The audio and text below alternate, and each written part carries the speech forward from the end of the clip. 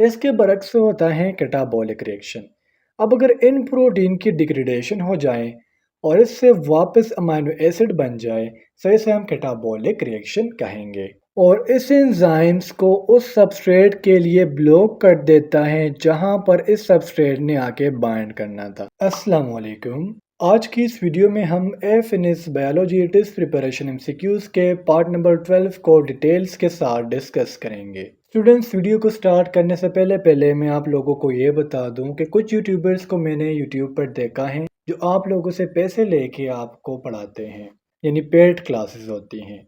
और वो लोग ये दावा करते हैं कि जो हम एमसीक्यूज पढ़ाएंगे आपको पेड कोर्स में वो 100% रियल होंगे और उसी एमसीक्यूज से पेपर आएगा। तो अब आप लोग मुझे ये बताओ कि जो एएफएनएस का पेपर कंडक्ट होता है वो पेपर ये लोग कंडक्ट करते हैं कि इन लोगों को पता है कि ये एमसीक्यूज पेपर में आएगा। इससे पहले मैं एक वीडियो देख रहा था, एक यूट्यूबर कह रहा है कि मेरे पास 900 बायोलॉजी के एमसीक्यूज है और इसको नाम दिया था कि मेरे पास एमसीक्यूज देंगे और इन्हीं 900 एमसीक्यूज से आपका पेपर आएगा।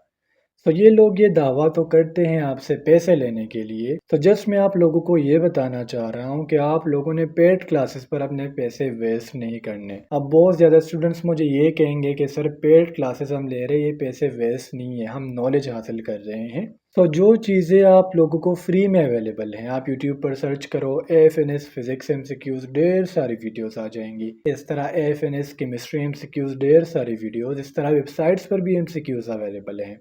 तो जो पैसे आप लोग पेड क्लासेस पर ज़ाया कर रहे हो उसे अपने पास रखो और फ्यूचर के लिए उसे सेव करो। अब अपने एमसीक्यूज को स्टार्ट कर। The first MCQs is centrioles are composed of blank triplets of microtubules. तो स्टूडेंट, सेंट्रियोल है क्या? ये हमारे प्लांट सेल में एक बॉडी होती है जो स्पिंडल फाइबर की फॉर्मेशन करती है और क्रोमोसोम को सेपरेट करती है। तो सेंट्रियोल का काम क्या हुआ? क्रोमोसोम की सेपरेशन करना। अब सेंट्रियोल जिस चीज से मिलकर बना होता है उसे हम नाम देते हैं माइक्रोट्यूब्यूल्स का।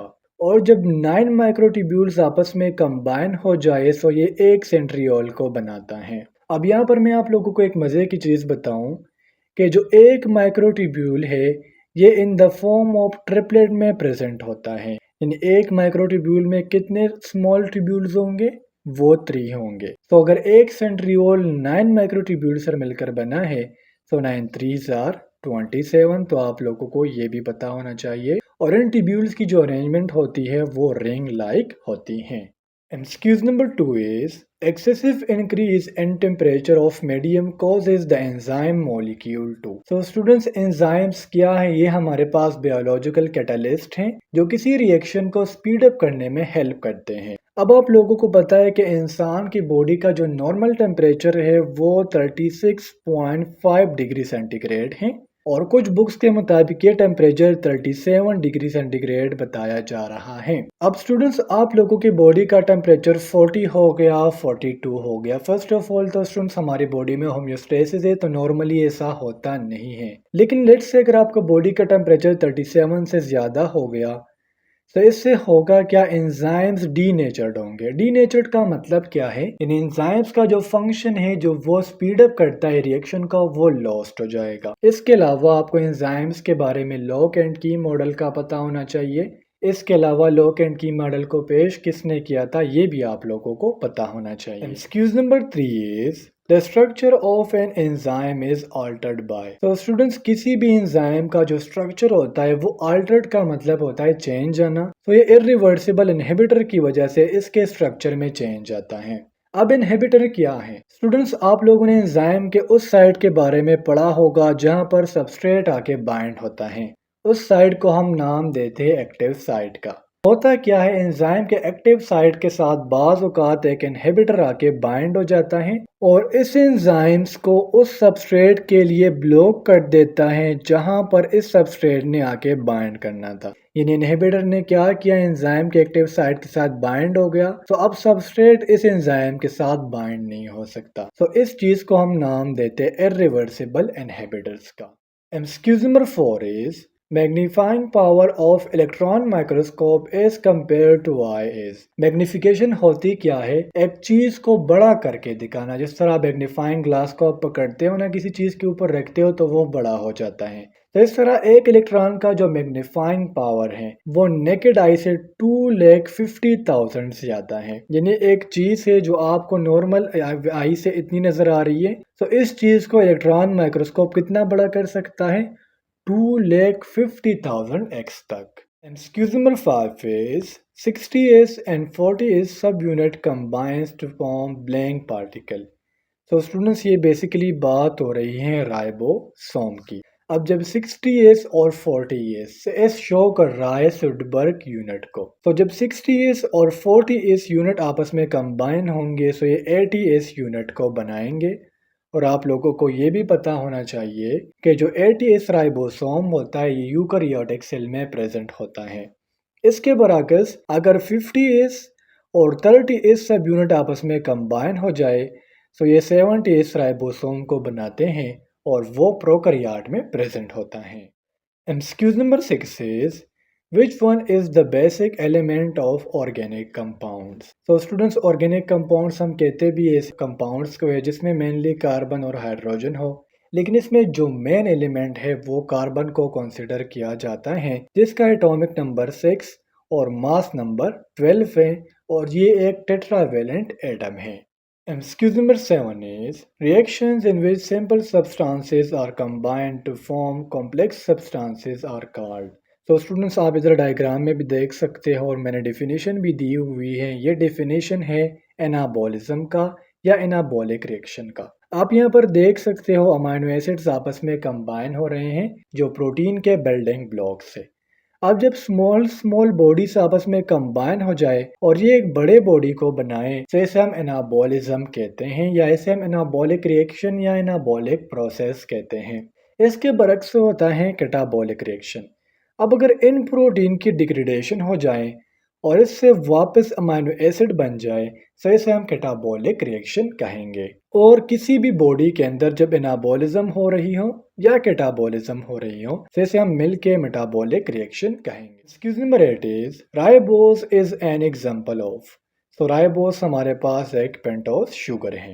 MCQs number 9 is the one which is not a globular protein.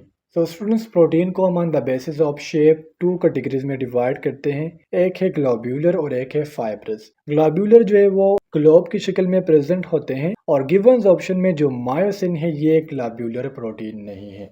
यहाँ पर मैं आप लोगों को ये बता दूं कि जो मायोसिन है ये मसल सेल्स में प्रेजेंट होता है और ये वाटर में क्या है, इनसॉल्युबल है। इसके बरकस अगर हम फाइब्रस प्रोटीन्स की बात करें तो फाइब्रस प्रोटीन वो स्ट्रेट चेन की फॉर्म में प्रेजेंट होंगे एंड ये इनसॉल्युबल इन वाटर होते हैं, जिस तरह अगर हम केराटिन की बात करें जो नेल्स में प्रेजेंट होता है।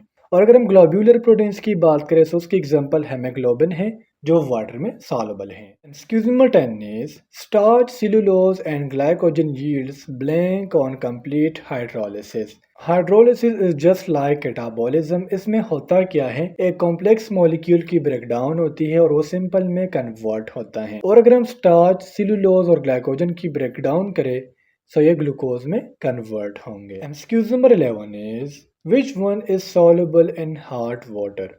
तो स्टूडेंट्स अगर हम गिवन ऑप्शन में फोकस करें तो इसमें जो अमाइलोज हैं जो स्टार्च का एक पार्ट है। स्टार्च बेसिकली 2 मॉलिक्यूल से मिलकर बना है, एक है माइलोज और एक है माइलोपेक्टिन। तो इसमें जो अमाइलोज है इसे अगर हम हॉट वाटर में डालेंगे तो ये उसमें सॉल्युबल हैं। इससे रिलेटेड स्टूडेंट्स एक क्वेश्चन और भी आ जाता है कि वो स्टार्च का कौन सा कंपोनेंट है जो स्ट्रेट फॉर्म में अवेलेबल है, तो वो अमाइलोज होगा और अगर चेन फॉर्म में पूछ लिया जाए तो वो अमाइलोपेक्टिन होगा। Excuse number 12 is the covalent bond between two monosaccharide subunits is called। देखिए स्टूडेंट्स कार्बोहाइड्रेट्स को हमने 3 क्लासेस में डिवाइड किया हुआ है, monosaccharide, disaccharide and polysaccharide. Monosaccharide mean mono mean 1 and saccharide mean sugar unit. तो अब अगर 2 सब यूनिट यानी 2 शुगर मॉलिक्यूल आपस में कंबाइन हो रहे हैं तो इसके दरमियान जो बॉन्ड प्रेजेंट होता है उसे हम नाम देते हैं ग्लाइकोसिडिक बॉन्ड का। पेप्टाइड बॉन्ड जब एक कार्बोक्सिल ग्रुप का हाइड्रोक्सिल ग्रुप और अमाइनो ग्रुप का हाइड्रोजन एटम आपस में कंबाइन हो जाए तो पेप्टाइड बॉन्ड को बनाते हैं और फॉस्फोडाइईस्टर बॉन्ड जो है ये न्यूक्लियोटाइड में प्रेजेंट होता है। Excuse number 13 is which one gives blue colour with iodine. तो स्टूडेंट्स अगर हम स्टार्च को जो है इसे आयोडीन के साथ ट्रीट करें सो ये हमें ब्लू कलर प्रोवाइड करता है। And excuse number 14 is which one is abundant in animals. तो स्टूडेंट्स प्लांट में जो स्टोरेज मॉलिक्यूल है वो स्टार्च है, जबकि उसमें जो ट्रांसपोर्टेबल शुगर है वो सक्रोज है। अगर हम एनिमल्स में बात करें तो इसमें जो अबंडेंट मतलब शुगर है सो वो ग्लाइकोजन है। Excuse number 15 is the one which can tolerate highest external osmotic pressure is। So students basically यहाँ पर बात हो रही है फंजाई की। फंजाई का जो सेल वॉल है वो काइटिन से मिलकर बना होता है, जो एक्सट्रीमली हार्ड मटेरियल होता है। So because of that given options में जो फंजाई है हाई जो है ऑस्मोटिक प्रेशर को वो बर्दाश्त कर सकता है। तो students a finish biology test preparation MCQs का ये था part number 12। The end of video में आप लोगों को एक दफ़ा फिर कहूँगा कि पेड क्लासेस से अपने आप को दूर रखें। इंशाल्लाह अगली वीडियो में मिलते हैं। अल्लाह हाफिज़।